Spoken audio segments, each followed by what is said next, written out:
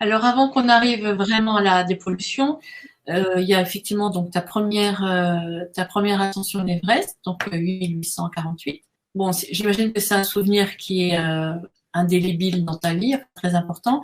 Est-ce que tu peux nous donner, donc il y a les 2 mois de camp de base, il y a voilà un moment qui a été inoubliable dans cette ascension. Ah bah, c'est l'arrivée au sommet, parce que la première fois que j'arrive au sommet de l'Everest, vraiment l'approche, enfin l'accès en fait à cette double qualité qui est la luminosité et l'espace qui sont réunis en fait sur ce sommet de l'Everest.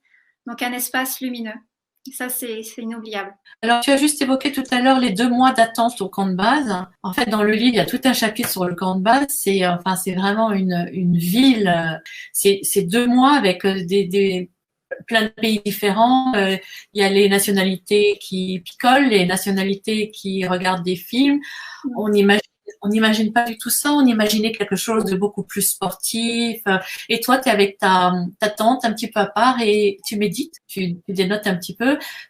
Tu peux nous parler un petit peu de ces 2 mois où on se prépare tout en se divertissant. Enfin, c'est très nouveau pour nous. Ouais, ouais, c'est vraiment, comment on appelle ça, la tour de Babel, hein. En fait, voilà, il y a toutes les cultures qui sont représentées sur un tout petit territoire. Enfin, pas toutes, hein, mais voilà, quelques grandes cultures. Et donc, c'est un lieu comme ça où il y a plein de petites tentes qui sont disséminées sur le glacier, sur la roche, là.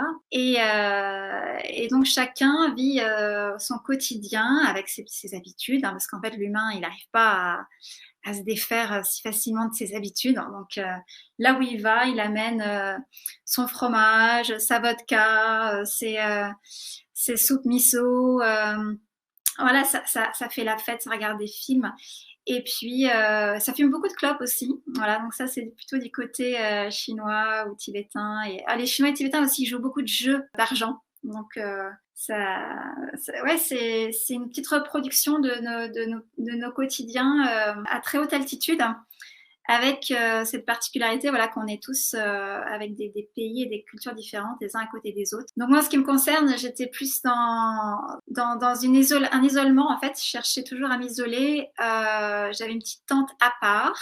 Au pied d'un glacier et on m'appelait la panthère des neiges d'ailleurs parce que c'est les autres alpinistes qui m'ont donné ce surnom parce que ils me voyaient jamais. J'étais tout le temps tapis sous ma tente, à part quand il faisait beau pour ramasser les déchets. Et tout d'un coup, en fait, j'avais aussi accès à des informations sur la météo qui venaient directement des chefs d'expédition tibétains, qui avaient un super bon routeur météo et qui en fait annonçaient au dernier moment en fait la date à laquelle ils allaient partir pour le sommet. Et en général, ils me donnaient l'info et il y avait certaines personnes qui savaient que je savais en fait quand serait donné le top départ. Et donc du coup, c'était un peu la panthère des neiges qui apparaît, qui surgit tout d'un coup, puis qui dit rien, mais on sent qu'il y a une intensité dans sa présence parce il va se passer quelque chose. Et généralement, quand on l'a vu, c'est trop tard. Non, ça, c'est...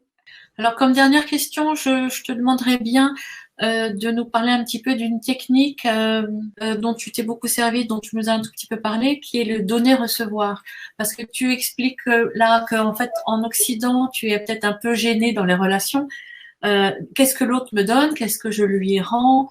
Enfin, voilà. Qu'est-ce que c'est que ce donner-recevoir? Parce que je crois qu'on en a besoin. Oui, alors si on est dans une logique de vouloir l'égalité, de donner exactement la même chose que ce que je reçois ou de comparer ce qui m'a été donné par rapport à ce que j'ai donné, là c'est sûr que ça risque d'être un peu limité comme vision du lien vers l'autre. Moi, ce que j'ai appris en fait en Asie, c'est assez étrange, c'est de faire tout le contraire. C'est-à-dire que tout ce que je ne voudrais pas, qui est en fait comme une forme de lumière noire que j'absorbe et que je prends en fait. Donc c'est prendre le noir pour donner la lumière. Donc c'est le mouvement inverse de ce qu'on a l'habitude de faire. Où on a plutôt tendance à essayer d'en avoir plus pour soi et d'essayer de compter que ça va plus être à notre avantage quand on va donner ou recevoir. Mais là, c'est le contraire, c'est-à-dire que c'est l'absence de peur, justement, dans le fait de pouvoir prendre tout ce qui est obscur, tout ce qui, par exemple, toute la pollution même extérieure, hein, psychologique ou biologique, ça, peu importe, enfin, prendre toute cette toxicité et en fait et la transformer, la redonner en luminosité vers l'extérieur. Donc ça c'est une pratique qui s'appelle Tonglen en tibétain. Tong c'est donner et Len c'est prendre. Donc je prends le noir et je donne la lumière.